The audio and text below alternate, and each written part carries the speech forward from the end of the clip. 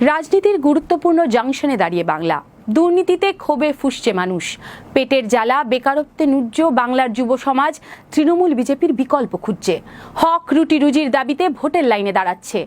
প্রতিদিন মানুষের অর্জিত অভিজ্ঞতায় ভাঙছে কোটি কোটি টাকা দিয়ে তৈরি করা ফেক বাইনারি।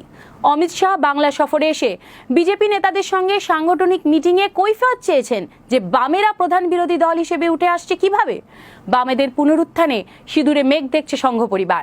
সংঘের মুখপত্রতে লেখা হয়েছে, দরকারে তৃণমূলই থাক, কিন্তু বাংলার মানুষ আবার বামপন্থীদের প্রতি ঝুঁকে পড়ুক, সংঘ সেটা চায় না। সংঘের এই বোঝাপড়া থেকেই বিজেপি আর তৃণমূলের বাহার মে কুস্তি আন্দার মে দোস্তি। কিন্তু মানি আর মাসেল পাওয়ার দিয়ে বাম কংগ্রেসের উত্থান আটকাতে পারবে না তৃণমূল বিজেপি। আসলে মানুষ, একমাত্র মানুষই ইতিহাস রচনা করেন। এটা ঠিকই যে মানুষ কখনো কখনো ভুলও করেন, কিন্তু নানা ঘাত প্রতিঘাতের মধ্যে দিয়ে শেষ পর্যন্ত মানুষের জয়ই অবশ্যম্ভাবী। আসন্ন লোকসভা নির্বাচনে রাজ্যের প্রতিটি প্রান্তে বামফ্রন্ট প্রার্থীদের জয়ী করুন।